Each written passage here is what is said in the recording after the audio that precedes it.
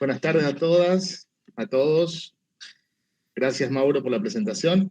Y bueno, antes de presentar a una gran mujer como es Mercedes Fernández, les quiero contar que yo a ella la conocí en el trabajo, en realidad. Compartimos, si bien breve, un lindo espacio en un instituto, en el Fabián Calle, y ahí encontré en ella, no, digamos, la intelectual, de la que después fui investigando, y es una gran intelectual, sino una gran persona, ¿sí? Y bueno, y lo invité, y gracias por la invitación, y gracias por formar parte de este proyecto. Después me fui enterando, ¿sí?, que Mercedes es periodista, es escritora, es diplomada en gestión cultural, es novelista, es guionista y es docente. Como periodista ha desarrollado su tarea prácticamente en todos los medios periodísticos de Mendoza y ha sido corresponsal de diarios y revistas nacionales y extranjeras.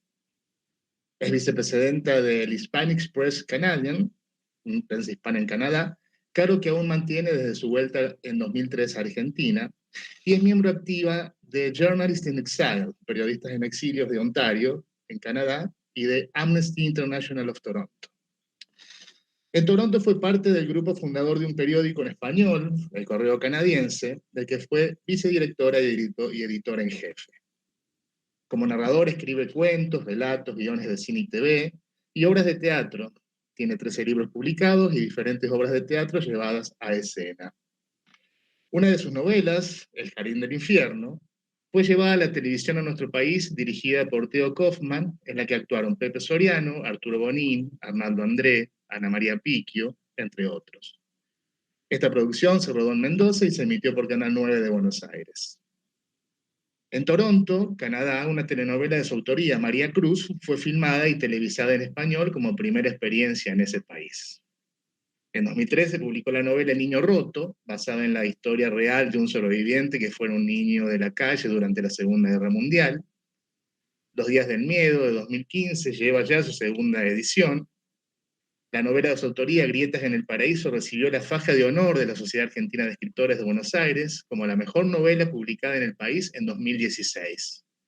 Esta novela está siendo traducida al inglés y está en imprenta la segunda edición de la misma. La trilogía de Toronto, que se inicia con la mencionada Grietas en el Paraíso, se completa con La Marca, de 2019, y con Muerte en North Park, de 2021.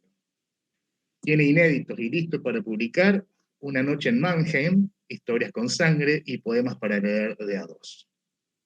Trabaja en este momento 2 novelas, Las brujas no lloran y Desde el alma. Acaba de escribir una obra de teatro, Soñar no cuesta nada, contra la violencia de género, que en estos momentos se está ensayando y que subirá al escenario este año. A su vasta producción se suma su experiencia como docente. Dicta el reconocido Taller de la Palabra y además tiene a cargo talleres y seminarios sobre escritura creativa, arte terapia, cómo leer un libro y guiones de cine y TV. Entre las numerosas distinciones y premios obtenidos, en agosto de 2011 recibió la distinción sanmartiniana, que entrega la legislatura de la provincia de Mendoza por su trayectoria profesional y cultural y su aporte a la comunidad de nuestra provincia. Y ha sido merecedora además de la distinción a la trayectoria de los premios del diario. Bien, como les contaba, todo esto lo supe después. Primero encontré una gran persona y después una gran intelectual. Mercedes, un honor escucharte y te doy tu palabra. Muchísimas gracias, Nicolás. Un placer volver a encontrarte. La verdad es que hacía mucho que no nos veíamos. Un verdadero placer. Antes que nada, buenas tardes a todos y mi agradecimiento especial a las autoridades y a los responsables de esta hermosa actividad que es este 10º Congreso Provincial de Educación Integral.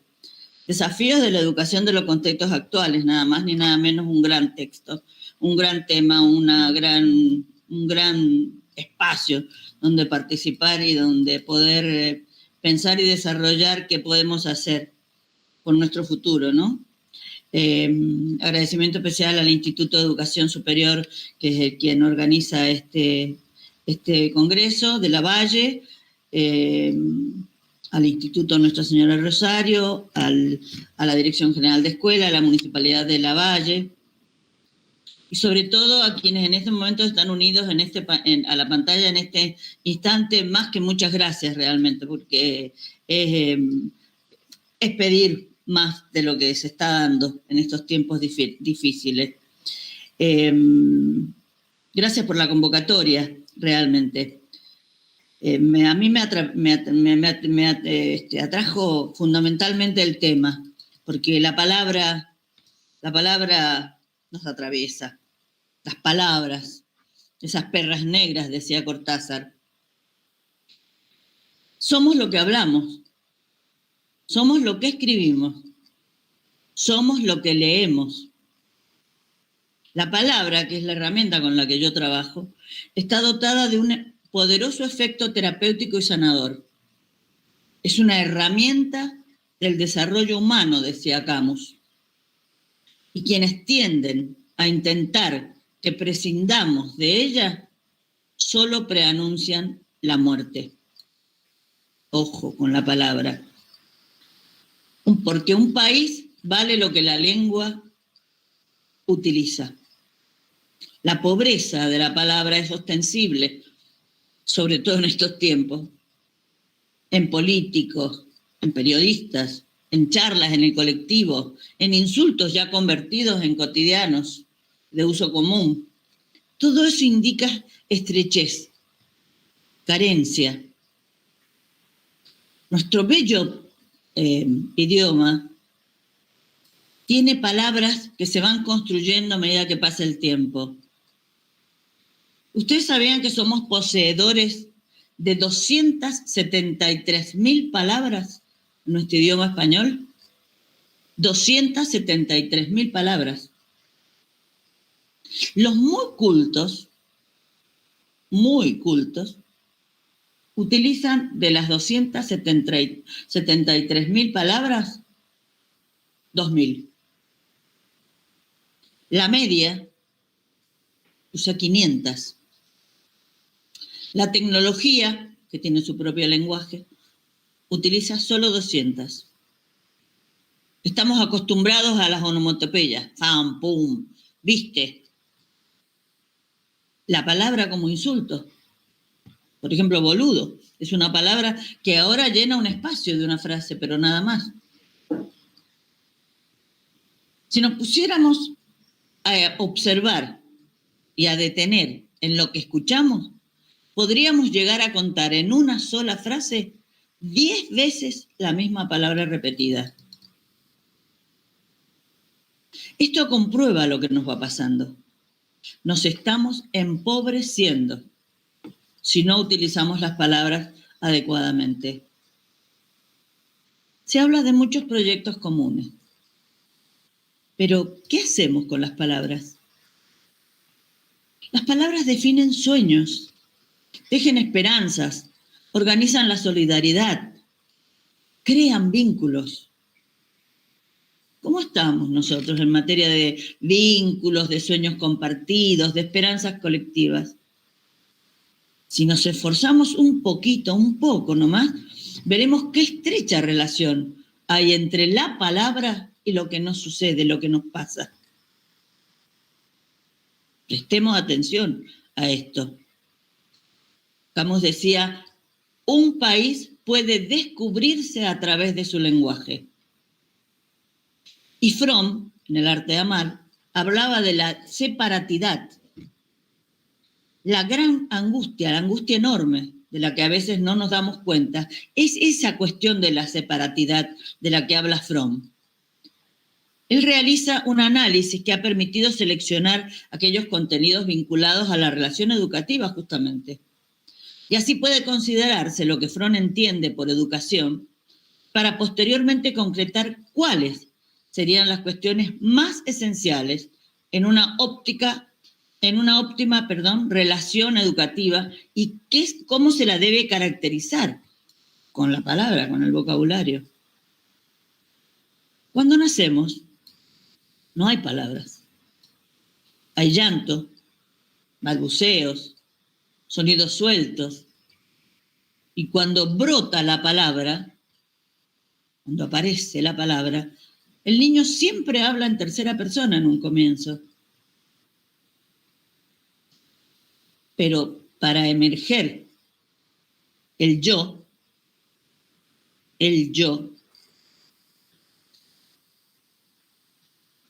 tarda un tiempo. Porque cuando eso se produce, la magia estalla. Yo, ser único en mí mismo. Eso implica preguntarme, si yo soy en mí, ¿alguien va a saber lo que pienso? ¿Lo que siento? Ahí reside la separatidad de la que habla Fromm, que no teje lazos de comunicación, de amor. Entonces la palabra yo tiene sentido cuando se transforma. Y ese sentido es extraordinario, porque el yo implica transformar al otro, encontrar al otro y transformarse en tú. Entonces yo, tú, es una sola palabra, un solo vocablo. Porque cuando yo descubro mi yo, sin el tú no soy nada, no soy nada, nadie, el otro aparece. Es una dupla. Si hay luz, hay sombra. Yo, tú se convierte en una palabra primordial. Tú delante de mí. Porque para que todos esos tú estén, yo me convierto en tú. Experiencia de vínculo. Tú, yo. Al comienzo fue el garrote. Luego la mujer arrastrada por el pelo hasta la cueva. Después los gruñidos. Entonces recién la palabra. Y con la palabra el vínculo. Porque las palabras no son unívocas, son símbolos, ya sean escritas u orales. Y a las palabras se les agrega el tono. Y además se les agrega el silencio fundamental que lo acompaña. Pero no crecen en los árboles las palabras. El cambio es lo único permanente, dice Heráclito, Heráclito el oscuro, aquel del que hablaba que nunca nos mojaremos los pies en el mismo río. Porque aparece el tiempo, somos hijos del tiempo. Porque las palabras no existían antes. Existían los árboles, los dinosaurios, las montañas, los mares. Incluso apareció el hombre y la palabra no estaba aún. Entonces, la palabra apareció como una necesidad. Y a esto hay que prestarle atención, por esto de que haya más personas con facilidad de palabra, que a veces con decir palabras no dicen nada, porque eso no basta. A la palabra hay que cargarla de sentido. La neurociencia nos dice que el proceso por el que creamos la memoria consistente comienza en el pensamiento. Este pensamiento puede olvidarse inmediatamente, por ejemplo, cuando leemos, en tanto no se pase a otra cosa, que es el hacer. El hacer, leer, por ejemplo, aclara el pensamiento y carga el sentido. Entendemos, pensamos, comprendemos. Convierte el acto de hacer, de leer, en experiencia. Y el cuerpo se hace mente. Porque la palabra sostiene el cuerpo. La mente y la experiencia convierten el ser. Entonces la conclusión es pensar, hacer, ser. Porque el lenguaje también somos nosotros. Nosotros somos lo que hablamos. El mundo de la palabra crea al mundo de las cosas, dice Lacan. Y Ernesto Cardenal, el gran poeta, agrega, las palabras son una visión del mundo. Por eso los escritores, nosotros o los escritores, debemos prestar atención a esto de escribir.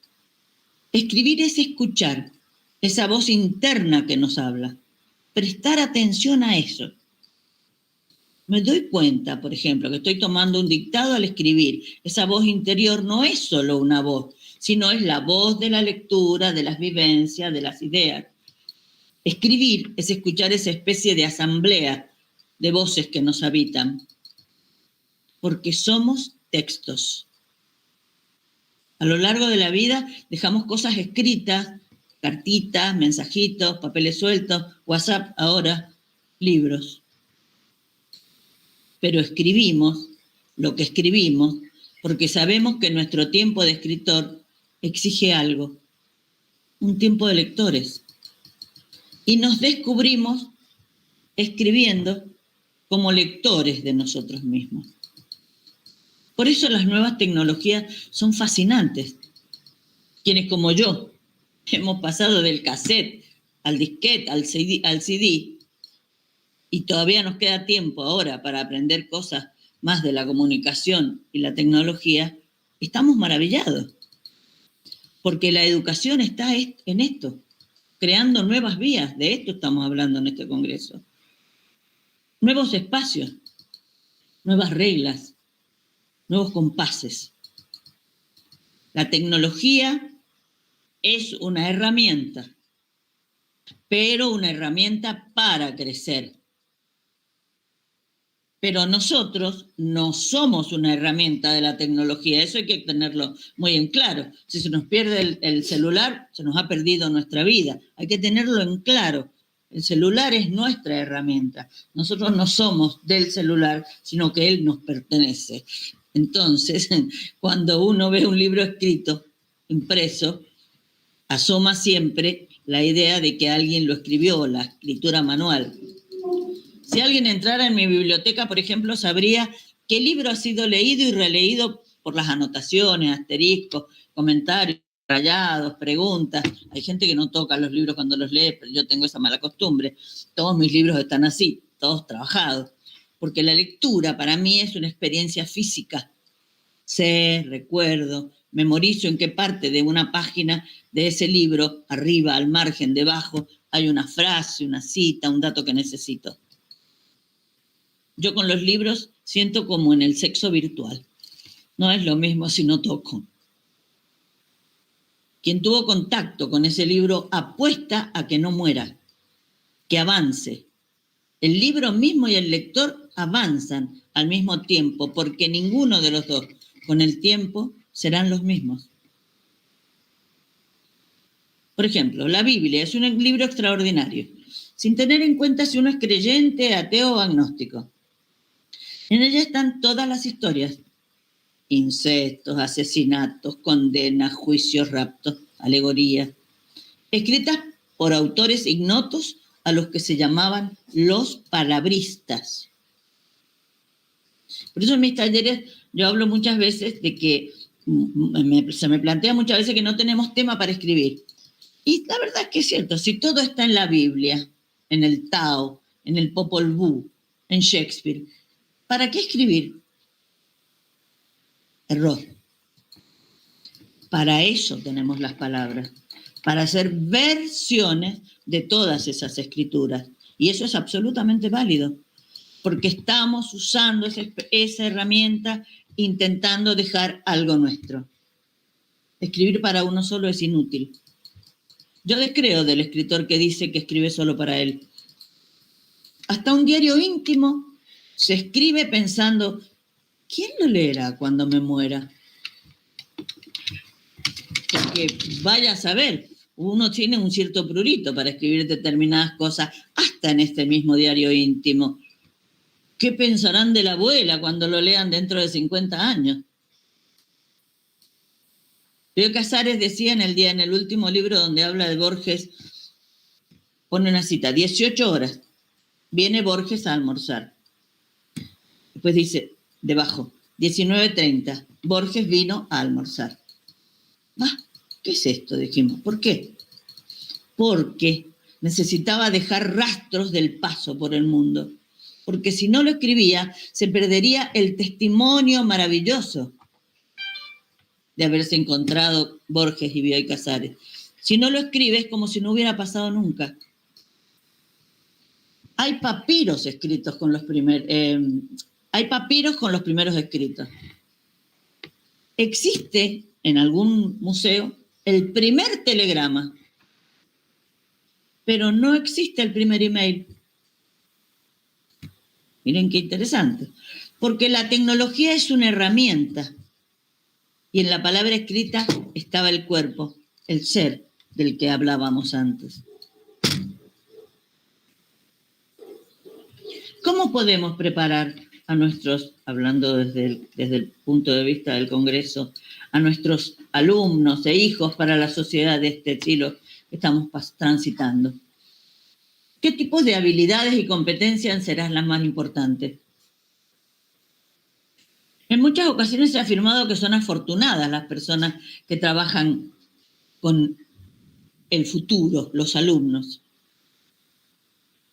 También he escuchado que queremos que nuestros alumnos, a nuestros alumnos, no por lo que son, no por lo que son alumnos, porque para eso está en la familia, sino por lo que pueden llegar a ser. Qué interesante, porque son personas, los alumnos son personas que se están construyendo. La educación tiene ese poder transformador. Y siempre se ha luchado contra el determinismo de la naturaleza y la sociedad. Kant, el filósofo ilustrado, afirmaba que somos lo que la educación hace de nosotros. ¿Y si un día un apagón mundial nos dijera que hay que comenzar de nuevo? Hay un libro de René Barjavel que se llama Destrucción, que habla de eso. Están los libros. Y ahora no solo están en papel, por ahora, no vaya a ser cosa que Fahrenheit 451, que fue escrita por Bradbury como una distopía, vuelva a ser una desoladora realidad que ya vivimos hace unas décadas atrás. Por eso hay que saber qué se va a hacer con la palabra. La palabra es una responsabilidad. Yo tengo un martillo en la mano. Un martillo es una herramienta mientras lo use para clavar un clavo. Pero si lo uso para aplastarle la cabeza a alguien, es un arma. Entonces, la palabra es responsabilidad, porque no hay palabra que no tenga una consecuencia. Al igual que no hay un silencio que no tenga una consecuencia. Con la palabra producimos hechos. Muchas radios, que no será la hermosísima radio de La Valle, de la que vimos ese hermosísimo video, hermoso el video de La Valle, muchas radios se han convertido en clubes de amigos, que hablan como amigos reunidos en un bar. Y eso es falta de responsabilidad, porque la radio tiene otra función, como la televisión. Se ha banalizado la palabra. Se ha perdido la idea de la cuestión del sexismo. Hay irresponsabilidad. Hay falta de purismo. No puedo decir lo que se me antoja en el lugar que se me antoja. Soy libre cuando elijo decir qué cosa en el lugar que corresponde. Cuando pienso en el otro. Esa es mi elección. Y por eso soy libre. Ser libre no es ser transgresor. Ser libre no es no tener obstáculos. Ser libre es saber que no puedo hacer lo que quiera en cualquier lado. Esa elección es la libertad. Por eso lo dijo Ortega y Gasset. Estamos condenados a ser libres. Eso exige la opción. Y la opción implica, insisto con la palabra, responsabilidad y riesgo. Maravilloso poeta español Blas de Otero dice: si he perdido la vida, el tiempo, todo lo que tiré como un anillo al agua, si he perdido la voz en la maleza, me queda la palabra.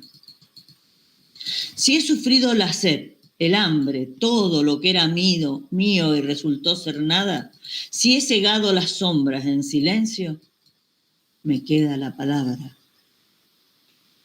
Si abrí los labios para ver el rostro puro y terrible de mi patria, si abrí los labios hasta desangrármelos, me queda la palabra. Qué hermoso poema. La palabra. Lo que siempre tendremos, lo que siempre nos queda, lo que nos hace humanos.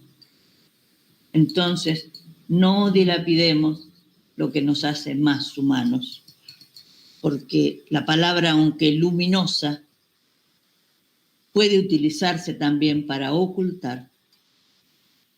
Y las jergas implican poder. La jerga crea barreras, desniveles para con el otro. El que habla desde la jerga a otro que no entiende ese lenguaje, lo hace desde arriba e intenta convertir al otro en una especie de tontarraco que no sabe contestar. Por eso hay que huir de las jergas y hacer del lenguaje una trama simple para lograr comunicar, para hacerse entender y para entender a la vez. El ejercicio del poder es justamente no hacerse entender y hablar desde un nivel presumiblemente más alto. El mal ejercicio del poder, ¿no? Por eso es que hay que recordar que la comunicación implica diversidad. La escuela actual no puede vivir al margen de los nuevos tiempos, del progreso y de las grandes transformaciones sociales, culturales, científicas que se están gestando.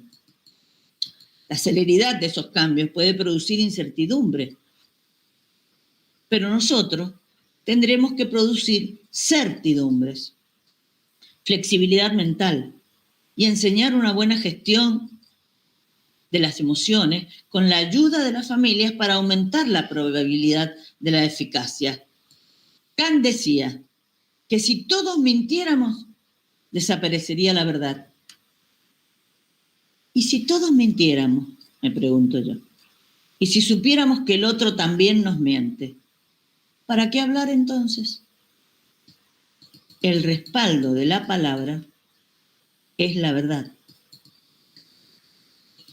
El día que dejemos de hablar con sentido, con belleza, con sensaciones, ideas, empobreceremos nosotros también. La palabra pide y exige por eso que la cuidemos, que no la maltratemos, que no se la use al margen de nuestro sistema de valores, de nuestros principios, de nuestros sentimientos, de nuestros sueños, de nuestras esperanzas, de nuestras necesidades, de nuestros miedos, de nuestros límites, de nuestros alcances. Hoy, la ciencia actual confirma que una buena educación produce cambios profundos en el cerebro que ayudan a mejorar los procesos de aprendizaje y el desarrollo humano. La neurología, la física cuántica, la robótica van a revolucionar, y ya lo están haciendo, los paradigmas de la cultura y la sociedad. El doctor Francisco Mora dice que la neuroeducación es un campo de la neurociencia que, partiendo de la investigación, analiza la interacción en el cerebro con el medio que le rodea en el ámbito de la enseñanza y el aprendizaje. Cierra ahí la cita del investigador. Conocer entonces, digo yo, cómo funciona el cerebro, dice él, mejorará los procesos de aprendizaje, la creatividad y el diseño de las mejores estrategias para el aula. De no ser así, tomaremos el garrote de nuevo. Los desacuerdos los resolveremos a garrotazos y los amores a arañazos. Nos volveremos analfabetos emocionales. Volvamos, pues, a las palabras, porque las palabras nombran a las emociones. Y cuando uno puede poner el nombre a una emoción, ilumina el lenguaje, el instante. Es bueno esto de analizar las funciones de la palabra hablada, escrita y escuchada como herramienta que podemos utilizar para mejorar nuestra calidad de vida. y con ella las nuevas formas de entender qué es la educación, cuál es el papel que nos debemos para con quien es arcilla fresca y nos capta, nos escucha, aprende, porque es el futuro hombre, mujer, persona que caminará sobre esta tierra. Uno de los intelectuales más influyentes en la actualidad, Yuval Noah Harari, en el libro 21 lecciones para el siglo XXI, libro que recomiendo leer, afirma que, cito, muchos pedagogos expertos indican que en las escuelas deberían dedicarse a enseñar las 4 C, la letra C: pensamiento crítico, comunicación, colaboración, creatividad. Sigue la cita. De manera más amplia, tendrían que restar importancia a las habilidades técnicas y hacer más hincapié en las habilidades del uso general para la vida. Lo más importante de todo será la capacidad de habérselas con el cambio, por supuesto, de aprender cosas nuevas y de mantener el equilibrio mental en situaciones con las que no estamos tan familiarizados, cierra la cita. Es lógico. Estas herramientas que nos ayudan a superar ese analfabetismo emocional nos enseñarán a valorar emociones propias y ajenas. Voy cerrando. ¿Qué sería de los elefantes si no pronunciáramos más la palabra elefante? Todo lo que nombramos crea el mundo. No nombramos elefante, desaparece el elefante. No nombramos sillón, desaparece el sillón. Se nos achica el mundo. Y el mundo, no voy a decir que es una sensación o una percepción, pero tiene una realidad objetiva y tiene otra realidad, que es la subjetiva. El mundo es grande respecto al Sol y otros planetas, pero para nosotros es inmenso, porque apenas somos microbios en él. Y es solo desde la palabra que yo puedo ampliar el mundo externo. Por eso hablar es esperanzador. Y esperanzadora debiera ser la educación para los nuevos tiempos que se nos vienen encima. Porque hoy estamos aquí reunidos no para hablar del dólar, el euro, la FIFA, Donald Trump o Biden o el COVID-19, que son asuntos importantes. Pero estamos hablando sobre la palabra. Porque cada persona que hoy hay aquí, en este espacio virtual que la pandemia nuestra de cada día nos ha dejado, está inoculada por la palabra. Pero cada persona de este mundo, de este grupo, es sana, aunque sea saludablemente peligrosa. Cierro con un pequeño texto que Neruda escribió, que dice: qué buen idioma el mío, qué buena lengua heredamos de los conquistadores torvos. Estos andaban a las zancadas por las tremendas cordilleras, por las Américas encrespadas, buscando patatas, butifarras, frijolitos, tabaco negro, oro, maíz, huevos fritos, con aquel apetito voraz que nunca se ha visto en el mundo.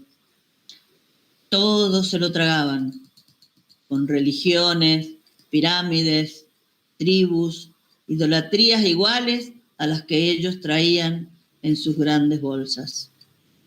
Por donde pasaban, quedaba arrasada la tierra, pero a los bárbaros se les caían de las botas, de las barbas, de los yelmos, de las herraduras, como piedrecitas, las palabras luminosas que se quedaron aquí resplandecientes.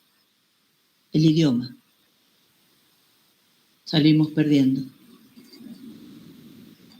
Salimos ganando.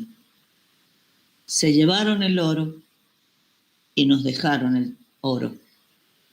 Se lo llevaron todo y nos dejaron todo.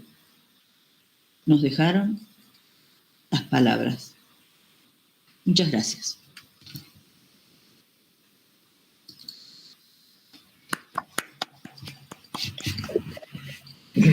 Gracias, Mercedes. Impecable, impecable. Muy linda reflexión.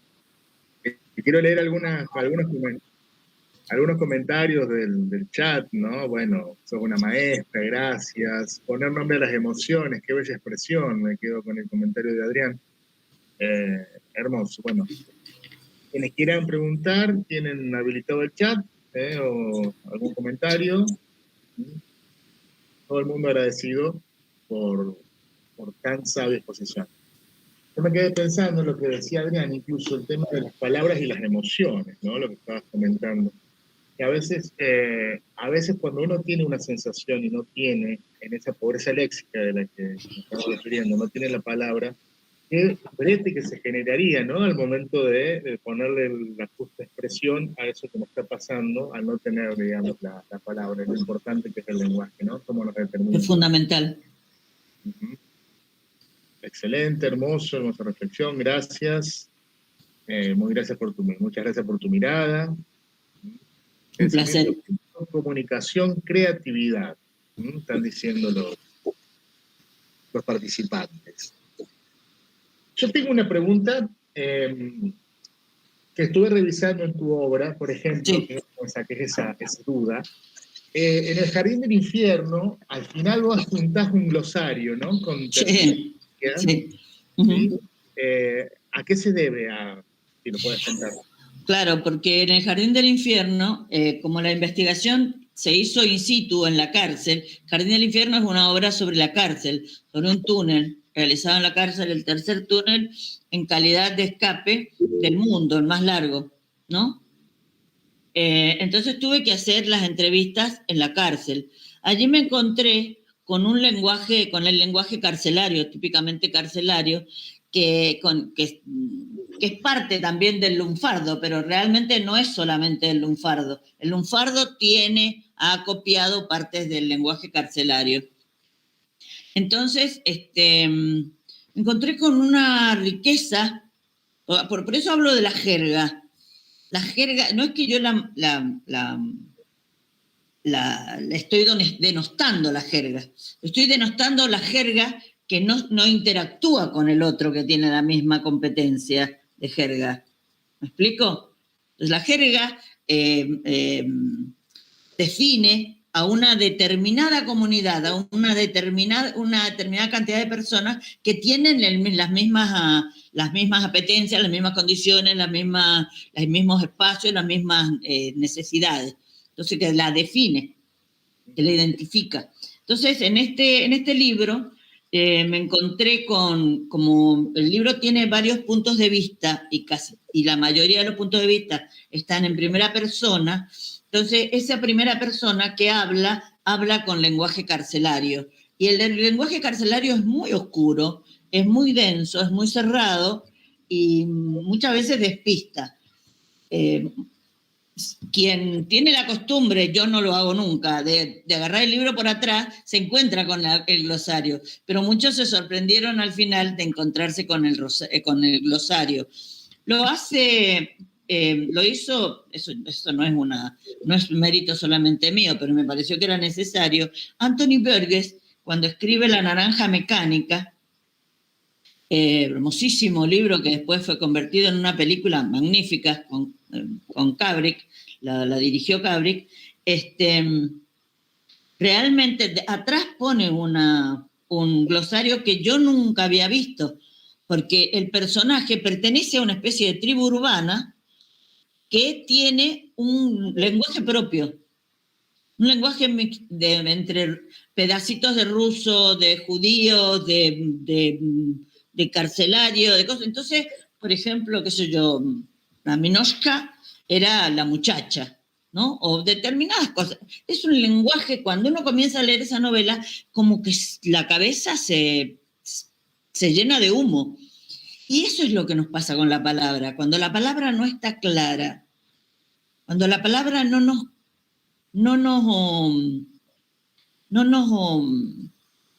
tranquiliza, no nos serena, no nos seda, porque la estamos entendiendo. Cuando fluye la palabra, nosotros nos sentimos llevados como por una corriente mansa, pero cuando la palabra no se entiende y te hablan en un lenguaje oscuro, entonces allí la cosa se convierte en todo una afrenta para incluso para el que lee. Entonces Antonio Berges, que era un verdadero lingüista, no explica nunca las palabras con las que hablaban. Uno las va aprendiendo a lo largo del libro. Tiene que tomarse el trabajo de leer el libro, que es magnífico y lo recomiendo, La Naranja Mecánica. Pero después al final él pone también el glosario. Perfecto. Me parece muy interesante. Muy bien, muy bien. Ahí pegué en el chat algunas de las preguntas que te están haciendo desde el YouTube. A ver. Fíjate el de Belén Quiroga, que ya está pensando en una cuestión más pedagógica, ¿no? Dice, ¿cómo ayudar a los niños a ampliar su vocabulario en tiempos en los cuales los íconos están reemplazando las palabras? ¿Alguna reflexión que tengas al respecto? Y sí, me parece que sí. Es imposible despegarlos a los chicos del ícono y de la imagen, porque son productos de un nuevo tiempo que tiene la repentización, la fragmentación del mundo, de la realidad. Al niño no le puedes explicar que la realidad es una percepción nada más suya, ¿no? Entonces, él está creciendo, el niño, en un mundo totalmente distinto, como un verdadero puzzle, pero que tiene imágenes. Yo creo que cargando la imagen de emoción, la cargas de contenido. Y el contenido lo da la palabra. Entiendo, me parece. No hay que olvidar, porque si no, el contacto directo con la imagen despersonaliza y la palabra no se emite, y entonces no se emite tampoco la sensación emotiva. Buena idea. Que es lo que nos hace humanos.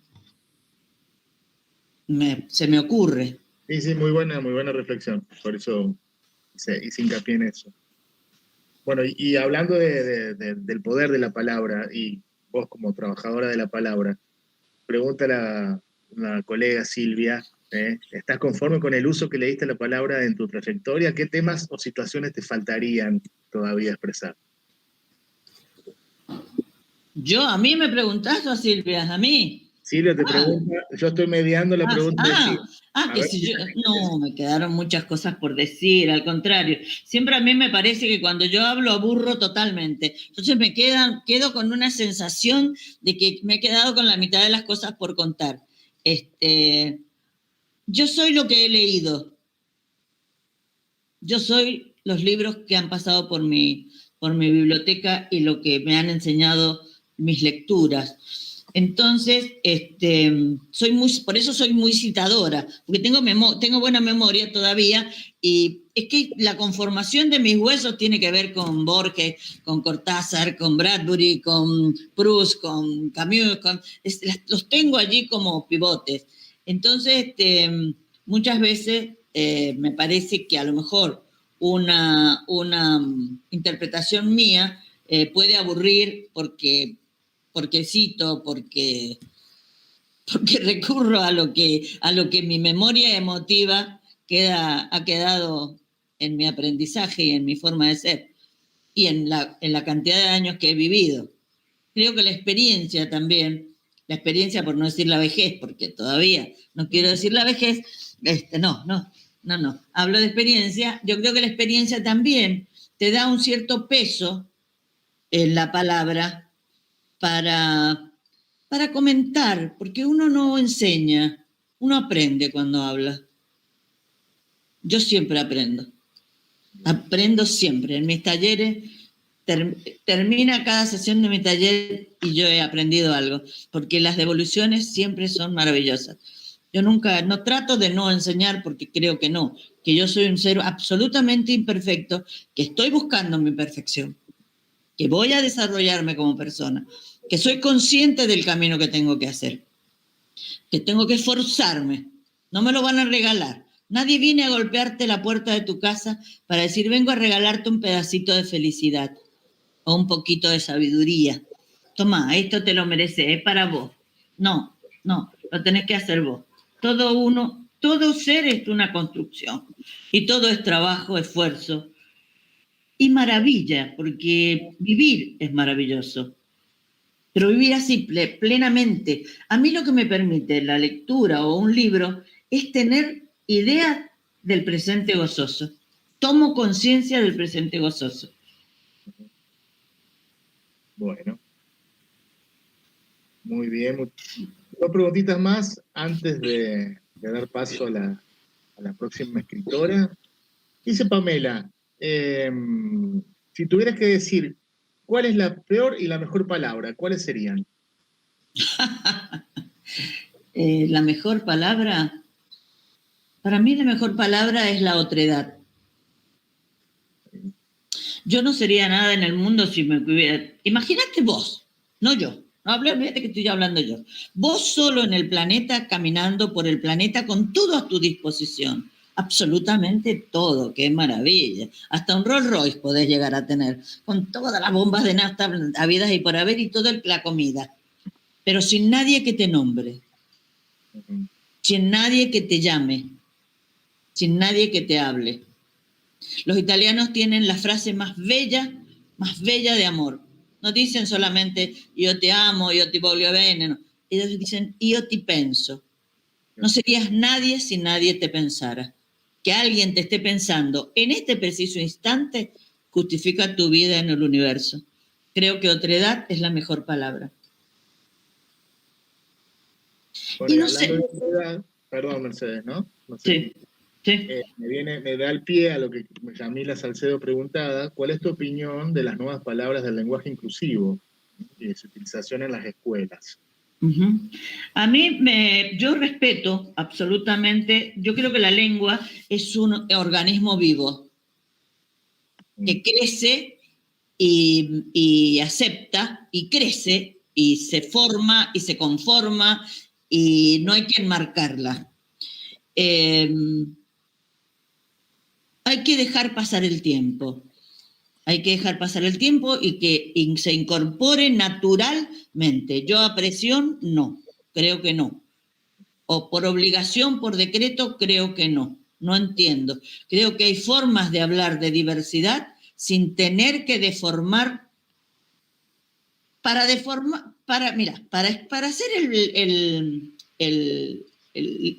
¿cómo se llama el cuadro de Picasso, el gris, ¿cómo se llama? Para hacerlo, que es un cuadro totalmente cubista, adelante de la sala en el Museo del Prado donde está, hay una sala con 100 y pico dibujos ultra, pero absolutamente hiper realistas. El toro, te digo, llegás a sentirle el olor al sudor del toro. Para poder deformar, tenés que conocer la forma. Para poder deformar el lenguaje, tenés que conocer el lenguaje. Tenés que conocer la gramática, tenés que respetarla para poder decir que hay que sacarla. De todos modos, la gramática no tiene nada que ver con la otra cuestión que es este gran, maravilloso movimiento de la mujer y de los géneros y de la diversidad. No tiene nada que ver esto con el lenguaje. Van paralelamente, pero no van igual. Son caminos paralelos. Si me decís que yo no hablo con la E, por ejemplo, pero la acepto para quien cree que sí debe serlo, porque soy respetuosa de ese fluir. Yo no puedo porque estoy vieja, vuelvo a repetirlo. Pero entiendo la diversidad y entiendo absolutamente y la aplaudo y estoy con la diversidad, absolutamente. Bueno, muy bien. Gracias, Mercedes. Y me gustaría cerrar acá. Tengo algunas preguntas que quizás las podemos retomar al final, así le damos paso a la Muchas gracias. Me gustaría cortar con este comentario de Fernando que dice: gracias, Mercedes, nos trajiste la luz de 1000 soles. Muchas gracias. Realmente un placer, un placer. Gracias a todos ustedes. Buenas tardes. Me quedo escuchándolos. Por favor.